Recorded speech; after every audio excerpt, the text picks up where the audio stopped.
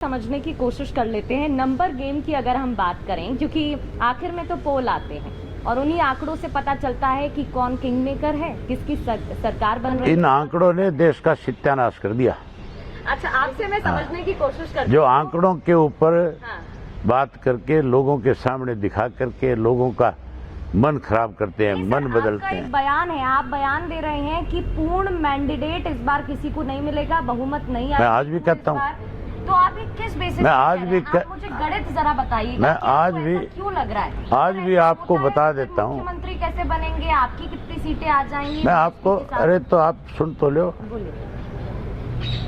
ना तो बीजेपी सत्ता में रहती, सत्ता से बाहर हो जाएगी। कांग्रेस का मैंने आपको बता दिया, दिवालिया पेट कैंडिडेट नहीं है, सत्ता के सपने ले रहे हैं। मैं इसलिए ये बात करता हूँ दावे के साथ कि हरियाणा में 22 डिस्ट्रिक्ट है और 22 जिलों में 5 सीट हमारे सरसा की है, 5 हम जीत रहे हैं। बाकी जो जिले हैं, फतेहाबाद हम जीत रहे हैं, नरवाना हम जीत रहे हैं, बरवाड़ा हम जीत रहे हैं, आपका कलायत हम जीत रहे हैं, अथीन हम जीत रहे हैं, नूह हम जीत रहे हैं। इस तरह से हर जिले में कहीं 1 कहीं 2 सीट पे हम आज की डेट में या तो जीत रहे हैं या मुकाबले में खड़े हैं। अभी 4-5 रोज और बाकी हैं चुनाव के, वोट के 6 दिन पड़े हैं। इन 6 दिनों में और बहुत बड़ा बदलाव आएगा।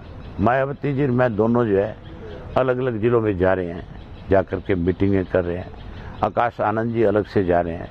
चौटाला साहब मेरे फादर 93 है, वो अलग से जा रहे हैं। जहाँ जहाँ चौटाला साहब जाएंगे, बहन मायावती जाएगी, वहाँ बहुत बड़े बदलाव आएंगे।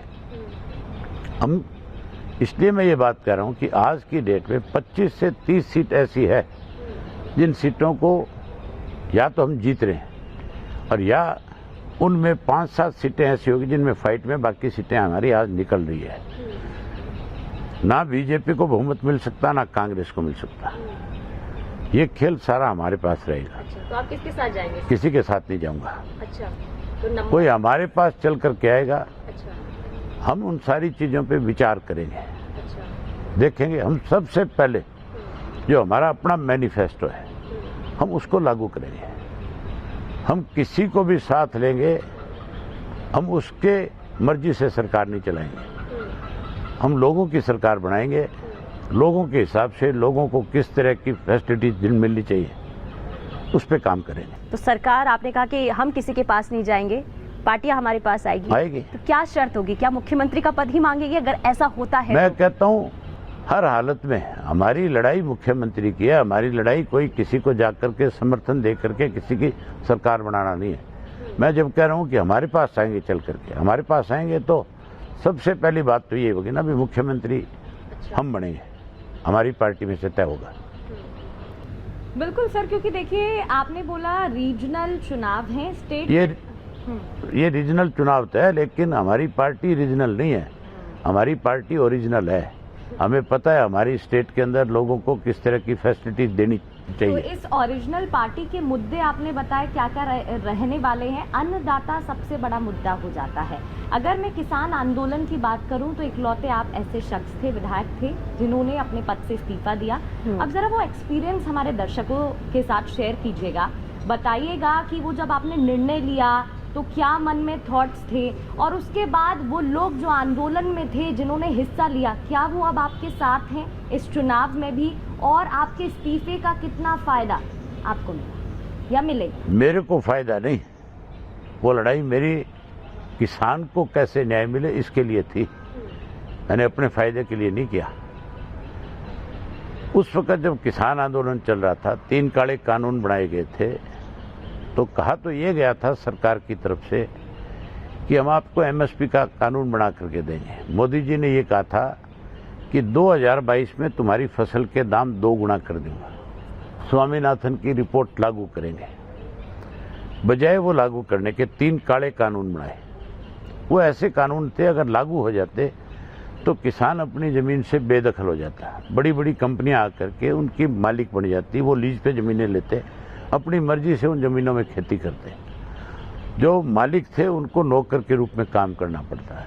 इसलिए सारे देश का एक किसान इकट्ठा हुआ और उसने एक आंदोलन शुरू किया हमारी पार्टी जो है वो चौधरी देवीलाल की नीतियों की पार्टी है। मैंने आपको शुरुआत में ये बात कही कि किस तरह से चौधरी देवीलाल ने अपनी सारी उम्र, चाहे वो देश की आज़ादी की बात थी, देश की आज़ादी के बाद की लड़ाई थी, उन्होंने अपनी सारी उम्र जो है किसान के लिए, गरीब आदमी के लिए, कमेरे वर्ग के लिए, मजदूर के लिए, उसको कैसे ताकत मिले, उसके साथ अन्याय ना हो, उसकी लड़ाई उन्होंने लड़ी। जब ये आंदोलन चला, हम पहले हमारी पार्टी थी जिसने उस आंदोलन को सीधा समर्थन दिया। मैंने तो आंदोलन शुरू होने से पहले जब ये ऑर्डिनेंस आया तो हमने उस ऑर्डिनेंस की कॉपी अपने लीगल डिपार्टमेंट को दी, उसको कहा कि इसको स्टडी करो, इससे क्या होने वाला है। उन्होंने बताया कि इससे किसान का बहुत बड़ा नुकसान होगा। हमने अपनी पार्टी की मीटिंग बुलाई और उस मीटिंग में ये फैसला किया कि हमें आज ही प्रधानमंत्री को लिखना चाहिए कि ऑर्डिनेंस वापस लिया जाए, इससे किसान का नुकसान है। हमने चिट्ठी लिखी और किसान नेताओं ने जब इसके ऊपर, हमने इसका विरोध तो पहले दिन जताया, जब किसान नेताओं ने आंदोलन शुरू किया तो हमने उसके साथ के साथ ये ऐलान कर दिया कि हम इस आंदोलन में आपके साथ हैं, जो फैसला, जो निर्णय आप लेंगे, हम आपकी उस निर्णय से सहमत होंगे। हमने राजनीतिक नफा नुकसान नहीं देखना, हमने तो अपने किसान को कैसे बचाया जाए उसकी लड़ाई लड़नी है। उसके बाद मैं लगातार उस आंदोलन का हिस्सा बना रहा, जगह जगह टोल पे भी जाता था, बॉर्डर पे भी जाता था, गांव में भी जाता था, किसानों को इस बात के लिए कहता था कि इस आंदोलन के लिए हमें हर घर से एक आदमी को देना चाहिए जो इस लड़ाई को आगे बढ़ा सके। एक समय ऐसा आ गया था कि मेरे जैसे बहुत सारे लोग उस आंदोलन में जाने लगे। तब किसान नेताओं ने फैसला किया कि ये जो रोज आकर के यहाँ फोटो खिंचाते हैं, रोज आकर के अखबारों में बयानबाजी करते हैं, क्यों न इनका इस बात का हमें पता लगे कि क्या सही मायने में हमारे हमदर्द हैं या ये केवल राजनीति करते हैं। उन्होंने ये फैसला कर लिया कि कोई आए पहले अपने पद से इस्तीफा दे, फिर हमारे साथ आकर के बैठे। सब पीठ दिखा के सब चले गए। मैंने अपने साथियों से उसी दिन चर्चा करी कि बताओ क्या फैसला करें। उन्होंने कहा कि आप पे छोड़ दिया, चौधरी देवीलाल बड़ा फैसला लेते थे, अब आप जो फैसला लोगे हम सारे आपके साथ हैं।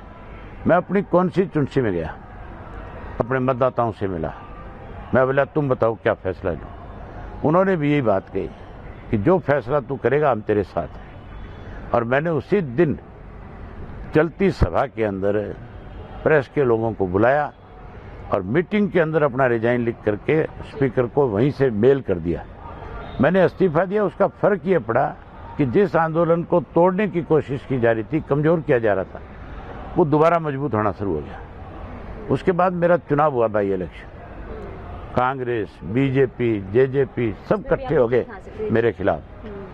मतलब कांग्रेस भी उस वक्त सरकार के साथ थी, बीजेपी के साथ थी। उसके बावजूद किसानों ने मुझे जिता करके भेजा। मेरी जीत के 10 दिन के बाद ही वो आंदोलन जीत गया। बिल्कुल, ये सारी चीज़ें हमने सर देखी है, लेकिन अभी क्योंकि देखिए एलानाबाद से आप 5वीं बार चुनावी मैदान में उतर रहे हैं। इस बार आपके परिवार से 2 मेंबर, एक आप और एक आपके बेटे अर्जुन रानिया से चुनाव लड़ रहे हैं। मेरे परिवार से 6 लोग लड़ रहे हैं जी। मतलब आपके बेटे, अभी मैं बात करूं आपके बेटे, एक और मेरा कजन भी मेरी पार्टी से लड़ रहा है। अच्छा, हाँ जी, दवाड़ी से आदित्य। लेकिन अगर हम रानिया सीट की बात, और मेरी एक छोटे भाई की वाइफ जो है वो फतेहाबाद से लड़ रही है जी। कल आप रैली भी कर रहे हैं। कल कहाँ करके हम उनके यहाँ प्रोग्राम। लेकिन अगर मैं रानिया सीट की बात करूं, क्योंकि यहाँ पे लड़ाई आप किस कदर देख रहे हैं, क्योंकि आपके परिवार से पूर्व मंत्री जो रहे हैं रंजीत चौटाला, वो भी निर्दलीय चुनाव लड़ रहे हैं, तो क्या लग रहा है, क्या आपने अर्जुन को रानिया से उतार कर सही किया है? मुकाबला वहाँ पर आप किस तरीके से? रानिया मेरा पुराना हल्का है जी, और वहाँ के जितने भी हमारे कार्यकर्ता थे, सबकी ये डिमांड थी कि परिवार का सदस्य ही चुनाव लड़े। आपको क्या लग रहा है फिलहाल क्या स्थिति है जेजेपी की ग्राउंड पर? 0 माइनस है, 0 भी नहीं, माइनस में है। मैं अकेला जीत के तो आया था जब